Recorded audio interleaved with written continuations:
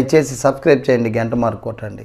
మంది సబ్స్క్రైబ్ చేసుకున్న పక్కన ఉన్న బెల్ ఐకాన్ కొట్టట్లేదురా నానా, గంట మార్క్ కొట్టండి. హలో హలో అన్నా, నీది ఒకటి అది గోపి సనాతన సేనలో చూశాను నేను. ఎందుకు ఫోన్ చేశారు ఆయనకు మీరు?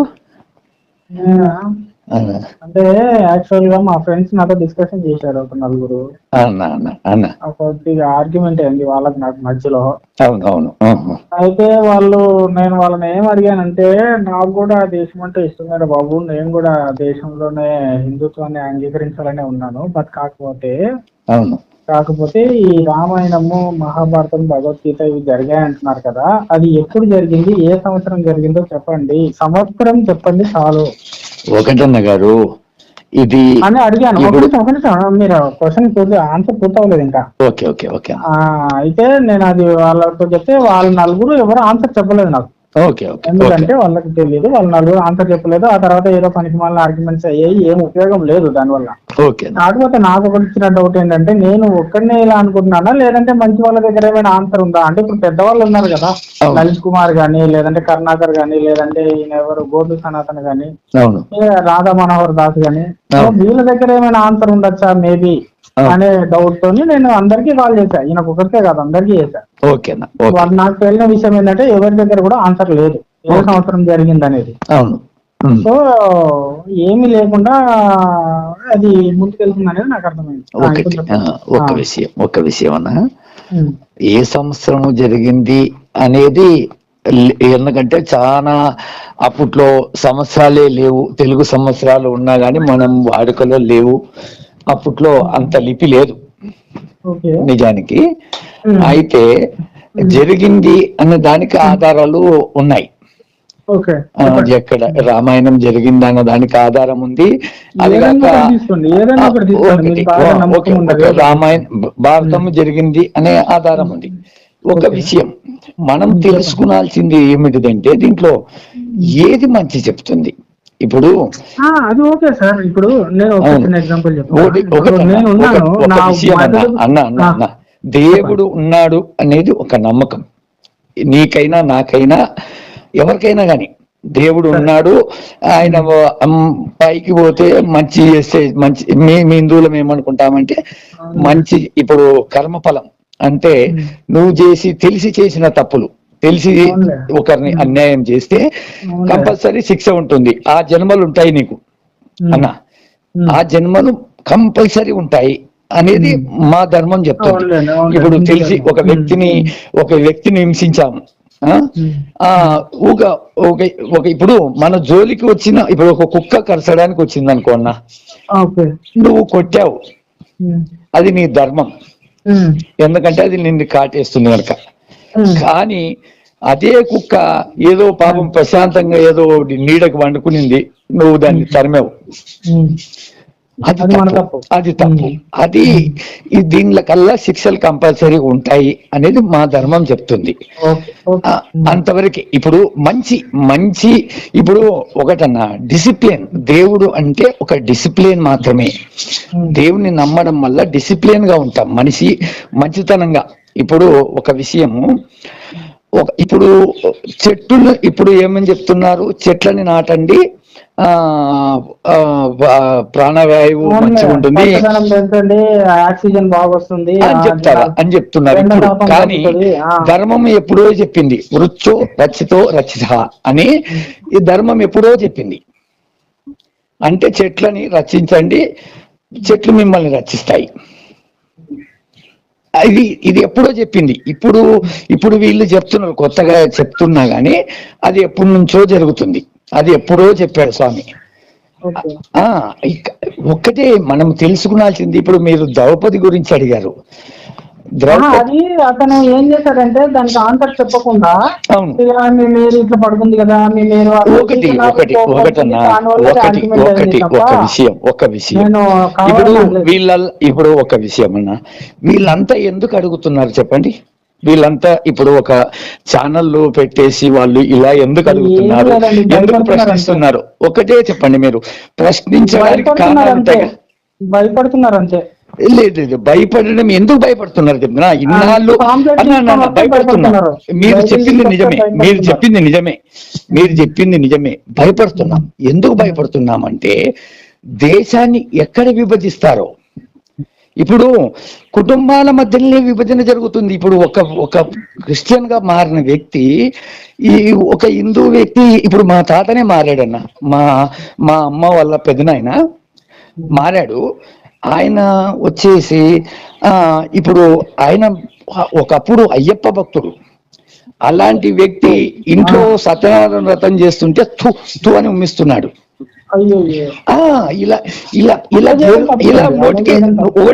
ఇలా జరుగుతుంది వాళ్ళ ఇంట్లో. మూర్ఖులు కాదన్నా. ఇప్పుడు పూజ చేసుకుంటే వాళ్ళ దగ్గరికి వెళ్ళి అలా ప్రవర్తించడం ఖచ్చితంగా ఇంట్లోనే కదా. ఇప్పుడు వాళ్ళు బంధువులంతా వాళ్ళ ఇంట్లో అది మూర్ఖత్వం కదా. ఇదే నేర్పిస్తానన్నా, ఇదే నేర్పిస్తారు. అంతేగాని పక్క వాళ్ళ చర్చిలో నేర్పించేది ఇదే. నేను ఒకటే చెప్తా, నేను చెప్తా ఒకటే సాక్ష్యం చెప్తా. నా సాక్ష్యం నేను చెప్తాను. నేను హైదరాబాద్ లో సంగీనగర్ అని ఉంది, నీకు తెలుసో తెలియదు. అక్కడ మాకు క్వార్టర్స్ ఉండేవి, మాకు చర్చి ఉండేది కాదు అక్కడ. అయితే నా ఫ్రెండ్ మోహన్ అనే వ్యక్తి క్రిస్టియన్. ఇద్దరం కలిసి వాడేమని చెప్పేవాడు, రారా చర్చికి అంటే కూటములు, చర్చిలు ఉండేవి కావు, కూటములు చేసేవాళ్ళు నైట్ పూట. మేము డేళ్ళ డ్యూటీ చేసేసుకొని నైట్ లో పోయి కూర్చునే వాళ్ళం. మంచిగా అనిపించేది నాకు, బాగా గుర్తు. నేను దగ్గర 20 ఏళ్ళు అయిపోయింది ఇది. చిన్న గొర్రె పిల్లలము యేసయ్య అనే పాట ఒకటి ఉండేది. చాలా ఎంజాయ్, భజన చేసినట్టే అనిపించేది నాకు. అంటే పాస్టర్ ని ఒక దైవదూతగా, అంటే ఒక పాపనయ్య ఎలాగనో, అంటే ఒక బ్రాహ్మణుడు ఎలాగనో అలాగే భావించేవాడిని. కాళ్ళు మొక్కేవాడిని, అన్ని చేసేవాడిని. ఆయన ప్రార్థన చేపించుకునేవాడిని, అన్ని చేసేవాడిని. అలాంటిది ఆడ రెగ్యులర్ గా ఒకటే పాస్టర్ రారు. ఒక పాస్టర్ వచ్చాడు కొన్నాళ్ళ, అంటే రెగ్యులర్ గా రోజు ఒక్కొక్క ఇంట్లో కూటమి వస్తుంటారు. రెగ్యులర్ గా ఒకటే రారనమాట. వచ్చాడు. ఆ వ్యక్తి ఏం చేశాడంటే, సడన్ గా పాస్టరు ఏం చెప్పాడంటే, లక్ష్మీదేవి లంజా. చెప్పాడు అలాగా. చర్చి కాదది, కూటములు, ఇంటి దగ్గర కూటములు ఉంటాయి కదా. జనాలందరిలో అంత బూత్ మాట్లాడాడు. జనాలు ఉన్నారు కానీ నా పక్కన మా సైడ్ అంతా ఉండేది మరాఠీ వాళ్ళు. చాలా తప్పు మాట్లాడాడు. నేను వచ్చేసి సడన్ గా ఆడ గోల చేయకుండా నేను లేసొచ్చాను. లేసొచ్చిన తర్వాత ఎందుకంటే నాకు అంతవరకే అలాంటి మాటలు రాకూడదు. అంటే నేను ఒక బ్రాహ్మణుడిగా, ఒక బాపనయ్యగా భావించాను. ఆయన బ్రాహ్మణుడా? ఎవరు మీరు? నేను కాదు, రెడ్డి. అయితే నేను భావించి నేను ఆయన నమ్మాను. అతను అలా స్వీకరించారు. నేను స్వీకరించే, అంటే ఆయన అప్పటి వరకు వెళ్ళాను, చర్చి మోహన్ వెంబడి వెళ్ళేవాడిని అనమాట. మోహన్ క్రైస్తవుడు. అయితే నేను వెళ్ళిన తర్వాత నాకు ఆ పదం వెంబడి ఇంటికి వచ్చేసాను, రూమ్కి వచ్చేసాను. రూమ్కి వచ్చినాక మోహన్ వచ్చాడు. ఒక గంటన్నర తర్వాత భోంచేసి అక్కడ భోజనాలు పెడతారన్నమాట. డైలీ ఎవరో ఇంట్లో కూటమిలు జరుగుతాయి. ఆదివారం అట్లా శుక్రవారం భోజనాలు వాళ్ళ ఇంటి వాళ్ళే భరించాలి. అయితే భోంచేసి వచ్చేసాడు. ఏంద్రా అలా వచ్చావు అంటే, ఏంద్రా వాడు ఎలా బతుకుతున్నాడు, వాడు బూతులు మాట్లాడేవాడు ఎలా అవుతాడు నీకు అంటే, వాడు సంజాయిసి ఏమిచ్చాడంటే, అరే మీరు హిందువులు లక్ష్మీదేవిని, ఆ డబ్బుని లక్ష్మీదేవిగా భావిస్తారు కదా, మీ అలాంటి అందరితోనే ఉంటుంది కదా ఈమె అన్నట్లు ఆ విధంగా చెప్పాడని ఇంకా వాడు కవరింగ్ చేశాడు. నేను ఆ రోజు నుంచి నేను రూమ్ మారిపోతున్నా అని చెప్పేసి వేరే రూమ్కి వెళ్ళిపోయాను. ఎందుకంటే వాడు చెప్పినది వాడు కూడా తిట్టింటే నేను సంతోషపడేవాడిని. వాడు విధవ వాడు అలా మాట్లాడకూడదు అని వింటే కూడా నేను సంతోషపడేవాడిని. ఇంకొకటి నాన్న, ఇప్పుడు నా ఇంటి పక్కనే చర్చ్ ఉంది, ఇంటి పక్కనే ఉంది, ఇప్పుడు నా ఇంటి పక్కనే ఉంది చర్చి. 99% ఇప్పుడు ఓన్లీ బైబిల్ చెప్తే ఏమి కాదు. నేను రికార్డింగ్ చేయాలనుకుంటా గానీ బల్లవు ఎందుకులే అనుకుని ఊకైతా మీరు ఇంతగా చెప్తున్నారు కదా, ఇవి కొంచెం ఎవిడెన్స్ అవుతాయి మీకు. ఎందుకంటే అప్పుడు వేరు బిడ్డ, అప్పట్లో మనతో సెల్లులు కూడా లేవు. కానీ ఇప్పుడు సంగతి చెప్తున్నా, మీరు దాన్ని రికార్డ్ చేయాలి. ఒక విషయం వింటున్నావా? ఇప్పుడు నీకు ఎవిడెన్స్ కావాలా? సాంబశివరావు అనేవాడు ఉన్నాడు, వాడు శివుడి పేరే పెట్టుకున్నాడు. ఆ వ్యక్తి ఏం చెప్తుంటాడు? ఆ వ్యక్తి చెప్తుంటాడు కానీ మరి ఇప్పుడు వీళ్ళంతా ఇప్పుడు కొత్తగా వచ్చారులే, వీళ్ళంతా కొత్తగా ఇప్పుడు శివశక్తి గాని వీళ్ళంతా కొత్తగా వచ్చారులే. వచ్చినప్పుడు ఆయన వచ్చాడు. 10 years ఉంది, ఆయన 7 years ఉంది, మధ్యలో 3 years గ్యాప్ ఉంది. వీళ్ళు స్టార్ట్ చేసి కొన్ని వీడియోలు స్టార్ట్ చేసిన తర్వాత ఆయన స్టార్ట్ చేసి స్టార్టింగ్ వీడియోలు కావాలన్నా బిడ్డ? ఏమన్నా స్టార్టింగ్ వీడియో ఒక 15 ఏళ్ల కింది కావాలన్నా? పెట్టండి. అంటే మీరు ఒక నిమిషం మీరు అన్నారు కదా 15 ఏళ్ల కిందట అని, మీరు పెట్టండి. ఆ కౌంటర్ వీడియోలో కూడా ఎలా ఉండాలంటే, అలాంటి వాడు అన్నాడు కాబట్టి నేను అంటున్నాను అన్నట్టు కాకుండా డైరెక్ట్ ఈయనే స్టార్ట్ చేయాలి తప్పుతో. హిందుత్వంలో ఈ తప్పు ఉందని డైరెక్ట్ ఈయనే స్టార్ట్ చేయాలి. అవతలోడు చెప్పాడు కాబట్టి నేను కౌంటర్ వేస్తున్నా అనకూడదు. ఒకటి కాబట్టి ఈయన తప్పు మాట్లాడుతుంటే వేరే విషయం అది. ఒకటి మేము హిందువులు ఎలా ఉంటుందంటే, హిందువుల కథ, హిందువులు ఎలా ఉంటారు అంటే, నువ్వు అసలుకి అందరూ దేవుళ్ళే హిందువులకి. ప్రతి ఒక్క వ్యక్తి ఒక చిన్న, ఇప్పుడు మంచి చేశాడంటే వాడు దేవుడే అలా భావిస్తాం. కనుకనే ఇప్పుడు మా ఇంట్లోకి రాగలుగుతున్నారు. అదే ఒక ముస్లిం ఇంటికి వెళ్ళి వ్యక్తి, నేను ఒకటే డిబేట్ లో ఒక వ్యక్తిని అడిగాను, ముస్లిం వ్యక్తిని, నజీర్ అనే వ్యక్తిని అడిగాను, డిబేట్ కి వచ్చాడు. అడిగాను, సార్ మీరు ఇలా వస్తే మీరు ఏమంటారంటే, ఒక్కసారి కూడా వస్తలేదయ్యా మా ఇండ్లకి, ఒక్కసారి వస్తే చూపిద్దాం అనుకుంటున్నాను, నేను మా పవర్ ఏందో చూపిద్దాం అనుకుంటున్నాను అని చెప్పాడు. అంటే ఇప్పుడు లెక్కేసుకున్నా హిందువు మంచోడా? నాకు అర్థమైంది. ఒక్క సెకండ్ ధర్మము మంచిదైనంత వరకే రాగలిగారు. ధర్మం చెడ్డది అయ్యి మా ధర్మంలో చెడు రాసి వాళ్ళని చూడండి, వీళ్ళని చూడండి, వాళ్ళని చంపండి, వీళ్ళని చంపండి అని ఉండింటే కంపల్సరీ ఇది జరుగుతుంది. అసలు అయిపోయింది కదా, అయిపోయిందా? నేను చెప్తాను. మేము ఒక బైబిల్ పట్టుకొని లేదంటే ఒక పాంప్లెట్ పట్టుకొని మీరు అన్నట్టు ఒక ముస్లిం ఇంటికి వెళ్తే వాడు సింపుల్ గా నా ఇంటికి రావద్దు అంటాడు, అంతే. సింపుల్ గా చెప్పేస్తాడు. ఏం అక్కడ నీకు ఆర్గ్యుమెంట్ ఉండదు, ఏం ఉండదు.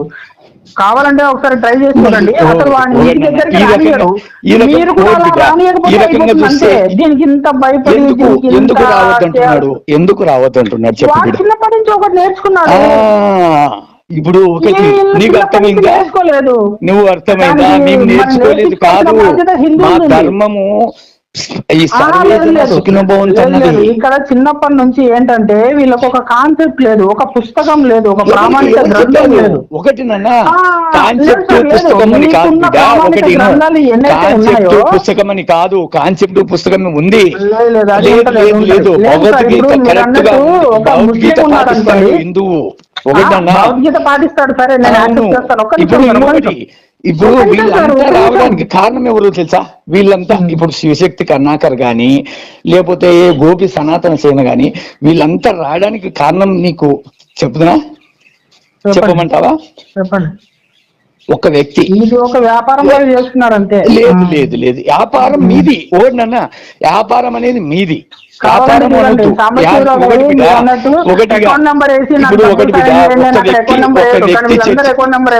ఇప్పుడు చెప్తాను ఒకటి నాన్న, నువ్వు ఏ చర్చికి వెళ్తున్నావో ఆ చర్చికి కాకుండా నువ్వు పక్క చర్చికి పో, నీకు వ్యాపారం అంటే ఏందో చూపిస్తుంది. చర్చికి వెళ్తున్నావు ఇప్పుడు హిందువుల్లో కూడా మంచి వాళ్ళు ఉన్నట్టు మీలాగా హిందువుల్లో కూడా మంచి వాళ్ళు ఉన్నట్టు మా దాంట్లో కూడా మంచి వాళ్ళు ఉన్నారు, చెడ్డ వాళ్ళు ఉన్నారు. ప్రతి దాంట్లో మంచి వాళ్ళు ఉన్నారు, చెడ్డ వాళ్ళు ఉన్నారు. ఒకటినన్నా నువ్వు మళ్ళీ నువ్వెందుకు బాధపడాలి? నువ్వు బాధపడొద్దు. చెడ్డ వాళ్ళని క్యాచ్ చేసుకుంటున్నారు వాళ్ళు, చెడ్డ వాళ్ళతోనే వాదిస్తున్నారు. నువ్వు మంచివాడు అయినప్పుడు ఇప్పుడు కావాలంటే మీరు వాళ్ళ వీడియోలు చూడండి. మీరు కూడా ఇప్పుడు ఒక పదం వాడారు, బైబిల్లో అది ఉంది, తప్పు మాట్లాడుతున్నారు, బైబిల్లోనే ఉంది కాబట్టి మీరు కూడా అదే పదం వాడారు. మీరేమన్నారు మంచి తప్పు మాట్లాడారు అంటే నేను కూడా కానీ బైబిల్లో అలా ఉందంటే మీరు అందరినీ కలిపి మాట్లాడుతున్నారు. రామాయణం భగవద్గీతలో అట్లుందంటే మీకు కూడా హట్ అవుతుంది ప్రతి ఒక్కరికి. ఒకటన్నా ఒక వ్యక్తిని కాదు, ఒక జంతువుని కూడా చంపమన్నట్టు భగవద్గీతలు లేదు బిడ్డ. ఇప్పుడు ఒక జీవిని కూడా, ఒక చిన్న జీవిని, ఇప్పుడు ఒక మనిషి అయినా ఒకటి, ఒక చిన్న పిట్ అయినా ఒకటి దేవుని దృష్టిలో. అర్థమైందా? మా దేవుని దృష్టి మేము నమ్మిన దేవుని దృష్టిలో పిట్ అయినా, అందుకే మేము ఒకటి బిడ్డ, మేము ఒక నిజాయితీగా బతుకుతున్నాం, నిజాయితీతోనే ఉంటాం. ఎవరినైనా పరమత ధర్మము అనేది ఒకటి మేము పాటిస్తున్నాం. కానీ మాకు పాటించట్లేదు. మా దగ్గరకు వచ్చేపాటికి వీళ్ళు రాళ్ళు రప్పలు బ్రహ్మ వచ్చేసి బిడ్డను పెళ్లి చేసుకున్నాడు ఇదే చెప్తారు. మీకు ఏంటంటే మిమ్మల్ని ఏమంటారు గాయపరచడానికి, లేదంటే మీ దగ్గర ఉన్న ఏమంటారు తెలియనితనాన్ని అమ్మాయికత్వాన్ని క్యాష్ చేసుకోవడానికి వీళ్ళు దాన్ని హైలైట్ చేసి వీళ్ళు కడుపు కొట్టుకుంటున్నారు. యాక్చువల్ గా మీరు అన్నట్టు ఈ కరుణాకర్ గానీ, లలిత్ కుమార్ గానీ వీళ్ళందరూ అకౌంట్ నెంబర్లు వేశారు, మీరు గమనించండి. అకౌంట్ నెంబర్ వేశారు కానీ ఒకటినా అకౌంట్ నెంబర్ వేశారు కానీ వాళ్ళ దగ్గర పనిచేసే వ్యక్తులు ప్లస్ ఒక సంస్థ నడవాలి కదా. ఒకటి బిడ్డ, ఇప్పుడు మీరు పాస్టర్ కి దశమ భాగాలు ఒకటి బిడ్డ, మీరు పాస్టర్ కి దశమ భాగాలు ఇవ్వడం లేదా? ఒకటి నాన్న ఒకటే చెప్పు, నువ్వు పాస్టర్ కి దశమ భాగాలు ఇవ్వడం లేదా? నేను ఇవ్వట్లేదు. నువ్వు ఇవ్వకుంటే ఎవరు ఇవ్వడం లేదా? అది ఇప్పుడు వాళ్ళ అకౌంట్ నంబర్లు పెట్టినారు, వాళ్ళకు నచ్చిన వాళ్ళకి వాళ్ళు వేసుకుంటారు. అది మీరు క్వశ్చన్ చేయకూడదు. వాళ్ళు అకౌంట్ నంబర్లు పెట్టినప్పుడు వాళ్ళకి నచ్చిన వాళ్ళు, వాళ్ళకి కావాల్సిన వాళ్ళు వేసుకుంటారు. కొన్ని వందల సంవత్సరాల నుంచి ఎప్పుడు లేని ఇష్యూ ఈ మధ్యలోనే ఎందుకు వచ్చింది అనేది నువ్వు తెలుసుకోవాలి అనుకుంటున్నావు కదా, తెలుసుకో. ఇప్పుడు చెప్తాను, ఏం రాలేదు తెలుసుకున్నా. వందల సంవత్సరాల నుంచి లేదు, 70 సంవత్సరాలు కాంగ్రెస్ పరిపాలించింది. ప్రపంచమంతా ఇప్పుడు క్రైస్తవం అనుకునొద్దు నాన్న, ప్రపంచమంతా విస్తరించింది అనుకునొద్దు. ఇప్పుడు చైనాలో విస్తరిస్తుందా? చైనాలో ఒక బిడ్డ పాకిస్తాన్ లో విస్తరిస్తుందా? దుబాయ్ లో విస్తరిస్తుందా? ఎవరున్నారని మీరు కొట్టండి. అన్నానా ప్రపంచంలో ఎక్కువ శాతం మంది ఎవరున్నారు? ఇప్పుడు ఒకటి వాళ్ళు క్వశ్చన్ చేసే వాళ్ళ దగ్గర పోవడం లేదు, మంచి వాళ్ళ దగ్గర పోతున్నారు, భయపడిస్తున్నారు. ఇప్పుడు రాగలుగుతారా? ఇప్పుడు ఒకప్పుడు జరిగినట్టు మీరు అనుకుంటున్నారా? నేను ఒకటి చెప్తానేనండి. మీరు బాధపడ్డా, మీరు చంపినా, మీరు పాత్ర వేసినా, లేదంటే మీరు కాళ్ళు పట్టుకున్నా, లేదంటే మేము మీ కాళ్ళు పట్టుకున్నా, ప్రపంచం ఉల్లుగా పల్ట అయినా క్రైస్తవులు ఇంట్లోకి రాక మానరు. ఇది ఫిక్స్ అయిపోండి మీరు.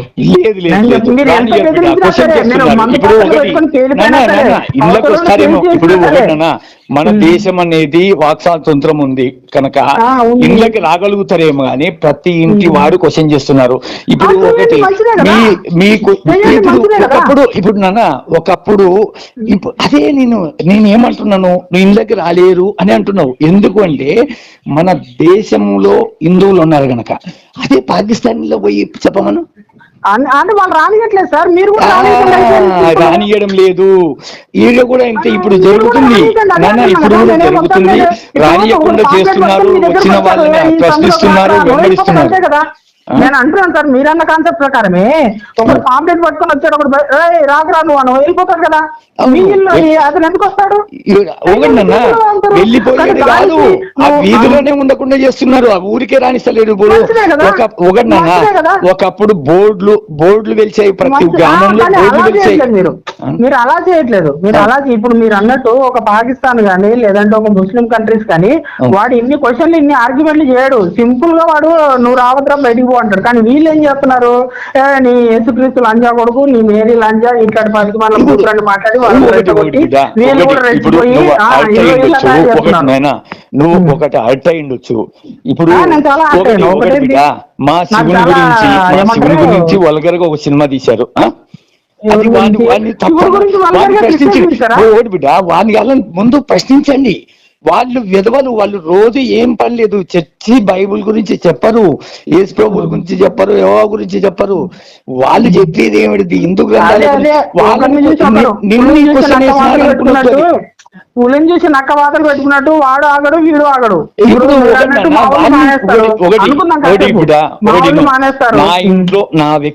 నా ఇంట్లో నా తమ్ముడు తప్పు చేస్తే నా ఇంట్లో నా తమ్ముడు తప్పు చేస్తే నేను నా తమ్ముడిని కొట్టుకుంటాను, అవతల వాడిని పోయి కొట్టడానికి హక్కు లేదు. అలాగే మీరు కూడా ఫస్ట్ మీ వాళ్ళని అడగండి, ఏందిరా మీరు ఇట్లా చేయడం వల్లనే కదా వీళ్ళంతా ఇలా చేస్తున్నారు. నువ్వు ఇప్పుడు వాళ్ళు ఏమంటారు దానికి సమాధానము, అరే బాబు నేను నా ఇంట్లో కూర్చుంటే నా పిల్లని దగ్గరకు వచ్చి నా పిల్లని పట్టుకొని కూర్చున్నాడు, నేను చేతులు కట్టుకొని కూర్చోవాలా? లేదు అబద్ధం. ఒకటినా ఇప్పుడు చర్చకి రామని అందరినీ పిలుచు, నువ్వు పెద్ద పెద్ద వాళ్ళని ఎవరుంటే వాళ్ళని చర్చ చేయమని వాళ్ళు మాట్లాడమంటే వీళ్ళు మాట్లాడరు, బంద్ అయిపోతుంది. వాళ్ళు చేసే ఇప్పుడు ఒకటి ఇది ఎలా మొదలైంది అనేది నువ్వు తెలుసుకోవాలనుకున్నట్లేదు, తెలుసుకుంటా అంటే చెప్తాను. చెప్తున్నా.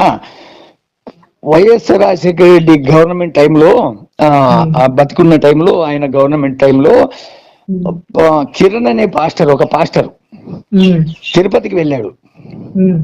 తిరుపతికి వెళ్ళి ఇక్కడ ఉన్నది రాయి, ఇక్కడ ఉన్నది రాయిని వీళ్ళు చూడడానికి వస్తున్నారు, ఆరాధిస్తున్నారు. మన రాజ్యం వచ్చిన తర్వాత, ఇంగ్లీష్ లో చెప్పాడు ఇది, మన రాజ్యం వచ్చిన తర్వాత ఈ రాయిని తీసేసి ఇక్కడ సెలవు పెడతామని చెప్పాడు. ఇంకోడు పాస్టర్, వాని పేరు విజయవాడ ఉంటాడు.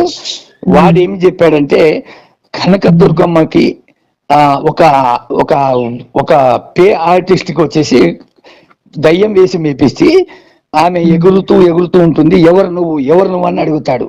ఎవరు నువ్వు అంటే ఆమె వచ్చేసి నేను కనకదుర్గమ్మని అంటే ఆయన వచ్చేసి ఏదో చేస్తే ఆయమ్మ కనకదుర్గమ్మ దయ్యం వెళ్ళిపోతుంది అన్నట్టు నటింపజేశాడు. ఆ దెబ్బతో ఇప్పుడు కొట్టినా ఏ దానికైనా కొంచెమే ఉంటుంది లిమిట్, ఏ దానికైనా కొంచెమే లిమిట్ ఉంటుంది. వీళ్ళు లిమిట్ దాటాడు. రాళ్ళు రప్పాలని మా ఇంట్లోకి వచ్చి చెప్తుంటే కూడా మేము అంత ఎందుకు ఒక్క విషయం చెప్తాడు బిడ్డ, ఒకటే విషయం. వీళ్ళు ఎలా ఉన్నారు, ఇళ్ళకి వచ్చే వాళ్ళు ఎలా ఉన్నారు కూడా చెప్తాను. నేను గద్వాల్లో ఉండేవాడిని. అక్కడ అంటే అప్పుడు మాకు ఫోన్ సౌకర్యం లేదు. మా నాన్న పెద్ద ఆసుపత్రిలో పక్షవాతం వచ్చేసి పెద్ద ఆసుపత్రి నుంచి డిశ్చార్జ్ అయ్యాడు. అయిన తర్వాత ఒక వారం తర్వాత మా ఇంటికి 2 లేడీస్ వచ్చారు. అంటే చిన్న ఏజే, ఒక ఆమె కొంచెం పెద్ద ఏజే, ఒక ఆమె చిన్న ఏజీ. మా ఫాదర్ పేరు పట్టుకొని వచ్చారు. అయిన పేరంటే ఎవరు చెప్పారంటే ఏదో చర్చి పాస్టర్ కి కళలో వచ్చిందంట, ఇట్లా ప్రార్థన చేయమని చెప్పేసి పంపించాడని చెప్పారు. మేము సంతోషపడ్డాం. నిజానికి నేను కూడా ఉన్నా. మేము కూడా సంతోషపడ్డాం. చాలా సంతోషపడి అయ్యో ప్రార్థన చేస్తారంట అని చెప్పేసి లోనికి పిలిపించేసి టిఫిన్లు పెట్టి టీలు లాపి మా నాన్నకి ప్రార్థన చేసి వాళ్ళు వెళ్తూ బిడ్డ వాళ్ళు వెళ్తూ మా నాన్న మంచం దగ్గర పండుకునే చోట శివుని పటం ఉంటుంది తలాపు దగ్గర. అంటే నెత్తి మనం చేసి పండుకుంటామా ఆ ప్లేస్ లో నిలువెత్తు శివుని పటం ఉంటుంది అనమాట. శివుడు నిలబడి ఉంటాడు త్రిశూలం పట్టుకొని. ఆ పోతూ ఆ పటాన్ని తీసేయండి, సైతాను మీకు మంచి జరుగుతుంది అని చెప్పారు. మా అమ్మ ఎంబడి అంతవరకు మర్యాద ఇచ్చిన మా అమ్మ పొరక తీసుకొని వచ్చింది. అప్పట్లోనే పొరక తీసుకొని ఇప్పుడు అంటే ఇది వేరు. అప్పట్లోనే మా అమ్మ పొరక తీసుకొని వచ్చింది. మీకు మర్యాద చేసి మీకు ఇంత మర్యాద ఇస్తే మా దేవుని పట్టుకొని మీరు ఇలా అంటారని. ఇలా నేర్పిస్తున్నారు. ఇప్పుడు ఇండ్లకు వచ్చి మరీ కించపరుస్తున్నారు. ఇప్పుడు కించపరచకుండా, ఇప్పుడు ఎగతాళి చేయకుండా చేస్తే ఎవరు అడుగుతారు నాన్న, ఇన్నేళ్ళే ఆగండి, ఇప్పుడే అవుతుంది. ఇంకొక విషయం చెప్తాను.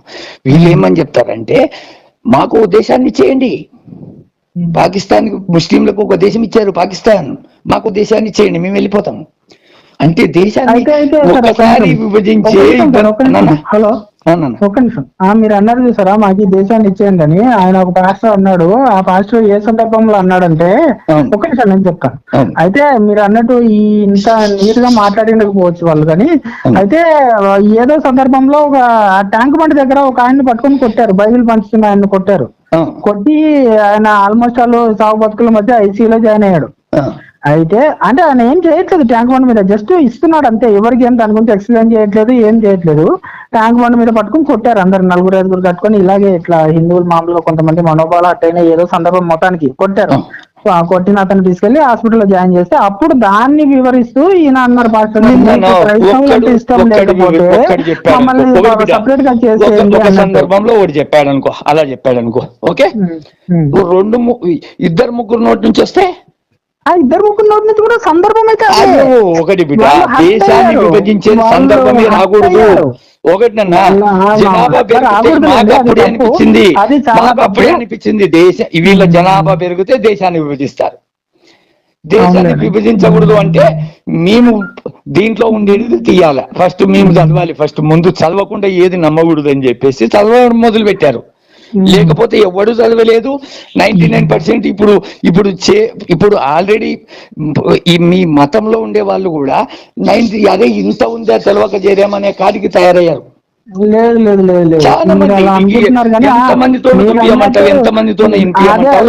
తీసుకొచ్చిండొచ్చులే కానీ ఒక 40-50 మందిలో 100 ఇప్పుడు పనిచేసేది చాలా మంది. నువ్వు బాగా గమనించు, ఒకప్పుడు ఇచ్చినట్టుగా దానివల్ల వచ్చిన నష్టమేం లేదులేండి. కానీ ఇప్పుడు వాళ్ళు ఎందులోకి వెళ్ళినా వాళ్ళు అందులో ఉన్న ఎవడు ఏది నమ్మితే వాడి ఇష్టం, కానీ దానివల్ల వచ్చే నష్టమేం లేదు. కాకపోతే మీరు అన్నట్టు అలా చదివి చెప్పడం వల్ల ఇంకా మంచిదే కదా. నమ్మకం ఉన్నోడు ఏం చేస్తారంటే నేనేమని చెప్తున్నాను, మంచి చెప్పితే హిందువు స్వీకరిస్తాడు. మంచి ఒక సాయిబాబా సాయిబు ఆయన ఏదో మంచి చెప్పాడని స్వీకరించారు. ఓకే, ఆయన దేవుడు చేశారు. అర్థమైందా? దర్గాలకు పోతుంటారు ఏదో మంచి జరుగుతుందని. హిందువే కదా ఏడు. చర్చికి వెళ్తాము, చర్చికి చాలా సార్లు వెళ్ళాను నేను. ఇప్పుడు నేను వెళ్ళడం లేదు. ఎందుకు వెళ్ళడం లేదంటే నాకు కూడా అనిపించింది వీళ్ళు మనలోన మనకే చిచ్చు పెడుతున్నారు, మనకే గొడవ పెడుతున్నారు. వాళ్ళ కడుపు నింపుకోవడానికి, పాస్టర్ల కడుపు నింపుకోవడానికి ఈ మన మధ్యలోనే గొడవ పెడుతున్నారు. ఇప్పుడు నువ్వెందుకు ఫోన్ చేసావు? నువ్వు ఒక పాస్టర్ కాదు, ఒక మామూలు విశ్వాసి. నీవు నిజం ఉందా లేదా, ఈ సంఘటనలు జరిగాయా లేదా తెలుసుకోవడానికి చేశాను. నిజం బిడ్డ, నిజం ఒకటి నాన్న, నిజము జరిగాయి. ఇప్పుడు అనడానికి సంవత్సరం లేదు కదా సార్, నాన్న సంవత్సరం లేదు కదా, కొన్ని వేల సంవత్సరాల కింద జరిగింది. ఇప్పుడు మీరు చెప్పినట్టు ప్రకారం లాజిక్ చూసి 2000 సంవత్సరాలు 2024 సంవత్సరాలు అయింది అని మీరు చెప్తున్నారు. ఇప్పుడు అది నిజమే ఉండొచ్చు, మనకి అది తెలియదు.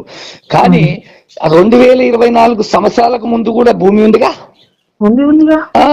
ఇప్పుడు ఒకటే విషయం, ఒకటే లాజిక్ అడుగు, ఒకటే చెప్తున్నా.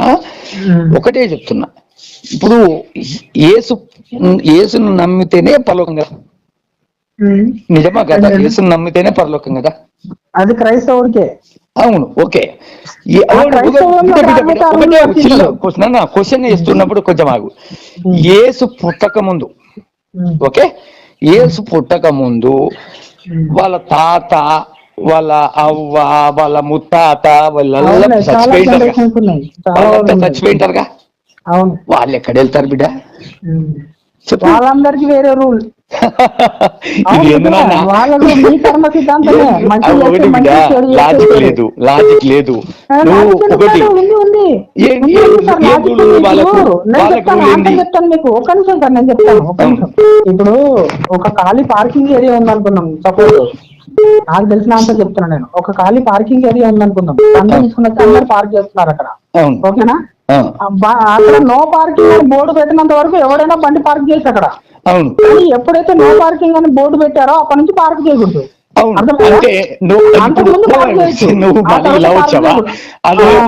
ఇది లాజిక్ కాదు, ఇది లాజిక్ కాదు.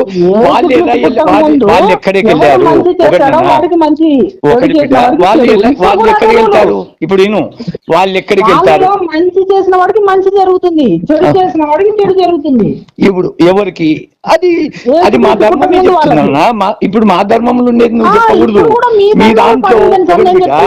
మీ దాంట్లో వచ్చేసి ఎన్ని తప్పులన్నా చెయ్యి. రూల్ పెట్టలేదు మీకు కూడా. అన్నానా? ఇప్పుడు కూడా మీ ధర్మమే పాటించండి, నో ప్రాబ్లం. ఇది మీరు అన్నారు చూసారా, నమ్మితేనే రక్షణ, నమ్మితేనే పాటించమని. అది నువ్వు క్రైస్తవ్యంలోకి వస్తేనే, రాకపోతే నీకేం వర్తించదు ఈ రూలు. మీరు ఆర్మీలో జాయిన్ అయితేనే ఆర్మీ రూల్స్. మీరు ఆర్మీలో జాయిన్ కాలేదనుకోండి, మీకు మామూలుగా పౌరుడు రూల్సే. మీరు ఏ రూల్ పాటించుకుంటారో అది మీ ఇష్టం. ఒకటి ఇది నువ్వు రూల్స్ గురించి చెప్తున్నావు. రూల్స్ కి దీనికి విరుద్ధం కాదు బిడ్డ. ఇప్పుడు మీ క్రైస్తవ్యంలోనే బాప్తిజం తీసుకోకుండా ఎంబడి చనిపోయిన వ్యక్తి ఉంటాడు. ఆ వ్యక్తి ఎక్కడికి వెళ్తాడు? క్రైస్తవంలో ఉన్నాడా?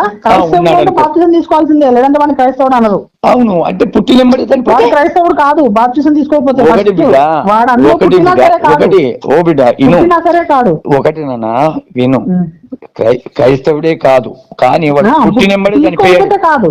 పుట్టినెంబడే చనిపోయాడు, పుట్టినలోనే చనిపోయాడు. ఆ వ్యక్తి ఎక్కడికి వెళ్తాడు? పురిట్లోనేనా? పురిట్లో చనిపోతే వాడు మంచివాడే, వాడే పాపం చేయగలడు, వాడు స్వర్గానికే పోతాడు. మంచిగా జరుగుతుంది. బాప్తిజం తీసుకోలేదుగా? బాప్తిజం తీసుకోకపోతే పాపం చేసినట్టు. ఇప్పుడు మా తాతకి యేసుప్రభు అంటే ఎవరో తెలియదు. మా తాతకి యేసుప్రభు అంటే ఎవరో తెలియదు. మా తాతకి ఎక్కడికి వెళ్తాడు? మీ తాతకి మీరు బైబిల్లో కాదండి, మీ దాని ప్రకారం ఎటు వెళ్తాడో ఆలోచించండి అంతే. మా దాని ప్రకారం చెప్తాను. కర్మ ఆయన చేసిన పాపాలను బట్టి చెప్తాను పూర్తిగా విను. ఆయన చేసిన పాపాలను బట్టి ఆయన ఎన్ని జన్మలు ఎత్తాలను అంటే, ఒక కుక్కని చంపినాడు, ఒక అనవసరంగా ప్రతి జీవిని హింసించినాడు. ఆ జీవి జన్మలలో ఎత్తాల్సిందే. ఒకటి ఒక కుక్కను చంపినాడు, ఒక పందిని చంపినాడు, ఒక ఆవుని కొట్టినాడు, లేకపోతే ఒక ఆవుని కొయ్యడానికి అమ్మినాడు. ఇలాంటి వల్ల పాపాలే. ఇవంతా పాపాలే.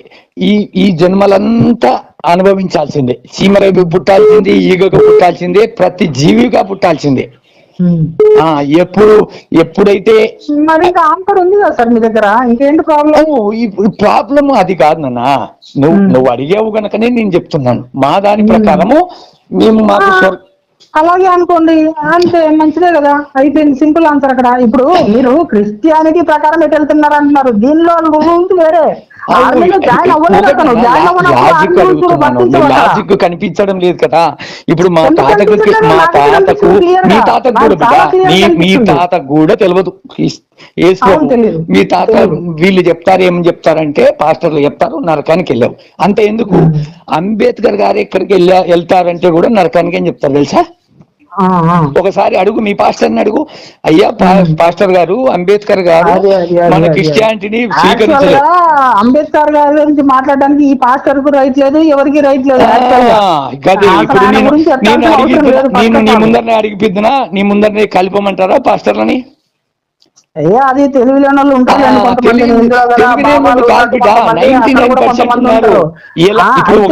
అయితే ఒక నిమిషం సార్, ఒక నిమిషం నేను చెప్పేది తినండి. నేను చెప్పిన ఎగ్జాంపుల్ మీకు అర్థమైందా? ఒక సిటిజన్, ఒక పౌరుడు, లేదంటే ఒక భారతదేశంలో ఉంటున్న ఒక వ్యక్తి, అతను ఏదైతే సంస్థలో జాయిన్ అయినప్పుడు మాత్రమే ఆ సంస్థ రూల్స్ వర్తిస్తాయి. సంస్థలో జాయిన్ కాకపోతే వర్తించవు ఆ రూల్స్. మీకు అర్థమైందా? అతను ఆర్మీలో జాయిన్ అయితేనే ఆర్మీ రూల్స్. అవును, ఆర్మీలో ఏ తిండి తింటారో, ఆర్మీలో ఎక్కడ పడుకుంటారో అవన్నీ ఆర్మీలో జాయిన్ అయిన పర్సన్ కే. అతను తీసుకొని వచ్చి నువ్వు ఇక్కడే పడుకోవాలంటే ఇక్కడ నవ్వుతాడు పౌరుడు, ఎందుకంటే వాడు అక్కడ జాయిన్ అవ్వలేదు కదా. అట్లనే ఇతను కూడా ఇతని వాళ్ళకే చెప్పుకోవాలి తప్ప బయట వాళ్ళకి చెప్పకూడదు రూలు. అర్థమైందా? ఒకటి నాన్న కరెక్టే. మళ్ళీ అలాంటప్పుడు సువార్తలు చేయకూడదు కదా నాన్న. సువార్తలు చేయకూడదు. ఇప్పుడు సువార్త ఎవరికి చేసుకోవాలి? ఓన్లీ క్రైస్తవులకు చేసుకోవాలి. క్రైస్తవునికి మాత్రమే చెప్పుకోవాలి సువార్త. ఇంటికి ఇంటికి పాంప్లెట్లు పంచకూడదు. ఇస్కాన్ వాళ్ళు ఉన్నారు. ఇస్కాన్ వాళ్ళు తెలుసా మీకు? అవును, ఇస్కాన్ వాళ్ళు తెలుసు నాన్న, ఎందుకు తెలుసు? మరి వాళ్ళు కూడా రోడ్ల మీద పంచుతున్నారు. ఏమిటి పంచుతారు బిడ్డ? భగవద్గీత. భగవద్గీత పంచంగా చూసావా? చూసాను, నా దగ్గర వీడియో కూడా ఉంది. వీడియో వాళ్ళు భగవద్గీత అనేది బంచర్నన్నా అమ్ముతారు. లేదు లేదు పంచుతున్నారు. పంచరు భగవద్గీత. మనము భగవద్గీత పంచాలి అంటే భగవద్గీత చీప్ రేట్ లో దొరకదు. ఒకటి నాన్న, దీనికంటే సంస్థలు ఉన్నాయి కనుక వీళ్ళకు ఒక ఏం పెట్టుకొని ఉన్నారు కనుక, వీళ్ళకు లక్ష్యం ఉంది కనుక వీళ్ళు పంచుతున్నారు. కానీ ఇస్కాన్ వాళ్ళకి అలాంటి పరిస్థితి లేదు. వాళ్ళు ఎంతవరకైనా కొనాల్సిందే, కొని అమ్మాల్సిందే వాళ్ళు. అర్థమైందా? కొంచెం తక్కువ రేట్. అమ్మడము వేరు, పంచడం వేరు. అవును, ఇప్పుడు డబ్బు ఉన్నాడు ఫ్రీగా ఇస్తాడు, డబ్బు లేనాడు అమ్ముకుంటాడు. పంచడము ఇది. దీనికి సంస్థలు ఉన్నాయి, పైనుంచి సంస్థలు ఉన్నాయి. క్రిస్టియానిటీకి పైనుంచి అమౌంట్ వస్తుంది పంచనికే. వీళ్ళు పంచగలుగుతారు. వాళ్ళకి అలాంటి పరిస్థితి లేదు, వాళ్ళు పంచరు. ఫ్రీగా ఏది ఉండదు మా ధర్మంలో బిడ్డ. అయితే ఫ్రీగా ఇవ్వనందువల్ల అది రైట్ అంటారా? అవును, ఫ్రీగా ఇవ్వడం వల్ల రైట్ అనట్లేదు, మంచి ఉంది కనుక రైట్ అంటున్నా నాన్న. ఏది మంచి ఉంటే అది రైట్. ఏది మంచి ఉంటే అది రైట్, ఏది చెడు ఉంటే అది రాంగ్ నాన్న. ఒకటి, నీ కొడుకు ఉన్నాడు, తప్పు చేస్తున్నాడు, ఇది తప్పు అని చెప్పడం తప్పు కాదు, అది నీ ధర్మం. అదే చెప్తుంది భగవద్గీత. అంతేకాని నువ్వు తప్పు చేసినా ఏం కాదులే అని చెప్పినామనుకో, వాడు సరిగా పెరగడు, పెద్దగైనాక నిన్ను హింసిస్తాడు. అది చూడు ముఖ్యం. ఇప్పుడు దాంట్లో మంచి ఉంది. భగవద్గీత చదువు, నువ్వు కంపల్సరీ నువ్వు ఆలోచన చేస్తావు, ఏం మిడుతుంది, ఇంత మంచిగా ఉంది కదా. మేమంతా ఒకటినన్నా. ఇప్పుడు చాలా మంది ఒకటే క్వశ్చన్ వేస్తుంటారు, ఇంతమందిని చనిపోయారు దీంట్లో, కృష్ణుడు చంపించాడని.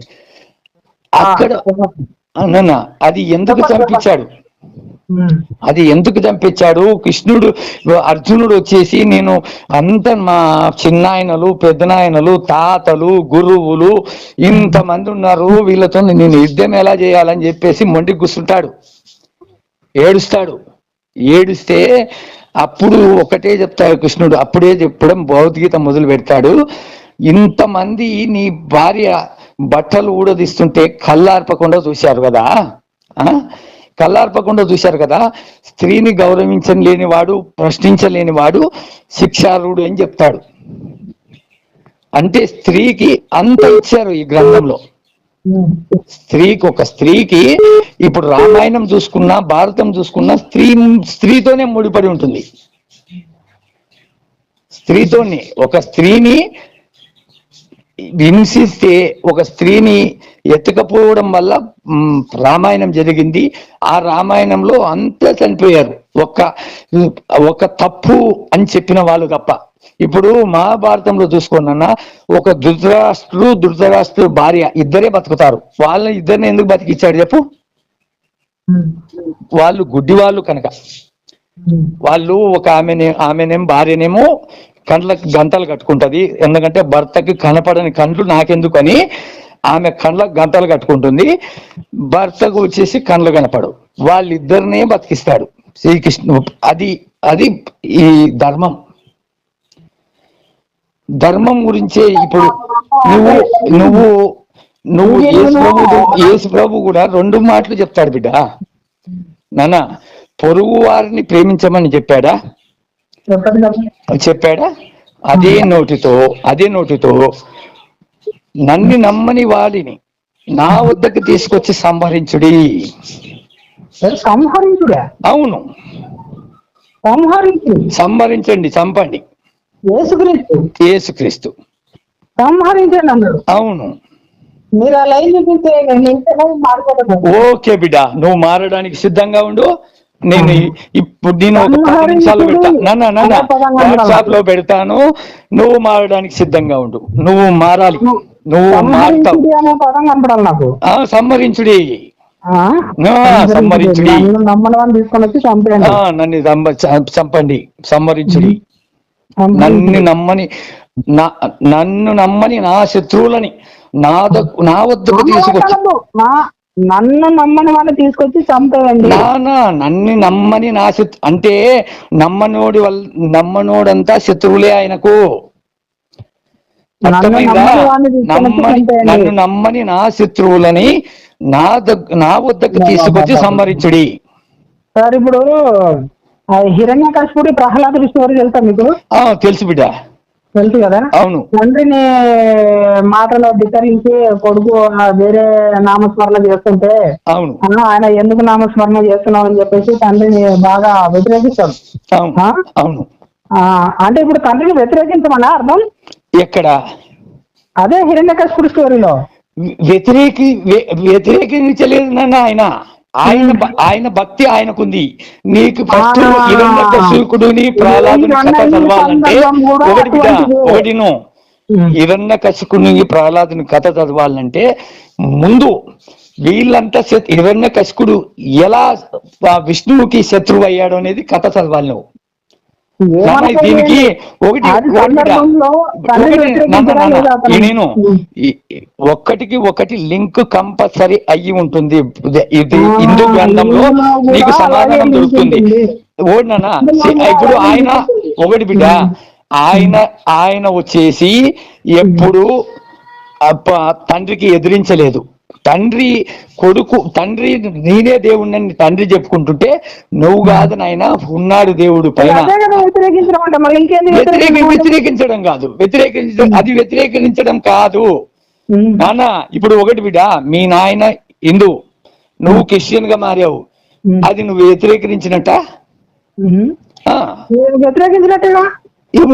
అట్లయితే నువ్వు నీ తండ్రిని కూడా నువ్వు వ్యతిరేకించినట్టే. అదే అంటున్నా.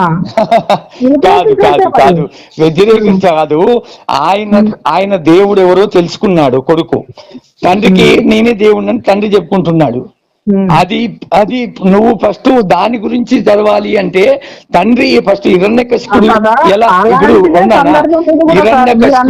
హిరణ్యకశిపుడు, రావణాసురుడు, తర్వాత కంసుడు, వీళ్ళంతా ద్వారపాలకులు. సార్ మీరు చెప్పింది అంతా అర్థమైంది సార్, కానీ మీరు చెప్తానే ఉన్నారు. ఇప్పుడు సేమ్ మీరు చెప్పిన ఇటువంటి సందర్భమే సార్ మీరు చెప్పబోయేది కూడా. ఇప్పుడు నేను నమ్మలేదు బిడ్డ, ఇప్పుడు నేను నమ్మలేదు యేసు ప్రభుని, నన్ను చంపేస్తారా? నిన్నెందుకు చంపుతాం సార్? మళ్ళీ అది రాసింది అదేనా, నాడ ఉండేది అది ఏం లేదు అట్లాంటిది. సరే మీరు లైన్ పెట్టండి. నేను ఎన్నో సార్లు చదివా బైబిల్, నాకు అట్లా ఎప్పుడు కనపరాలేదు. మీరు మళ్ళీ పాత నిబంధన తీసుకురావాలి. యేసు ప్రభు చెప్తున్నా నేను. పాత నిబంధన కాదు, అసలుకి నువ్వు గ్రంథమే కాదు, అసలు ఎవరు ఒప్పరు కానీ ఇడిచిపెట్టు. ఇది గ్రంథంలోనే చూపిస్తాను. నేను చూపించకపోతే నేను క్రిస్టియానిటీకి వస్తాను. ఓకే, సవాల్. ఓకే ఉంటా.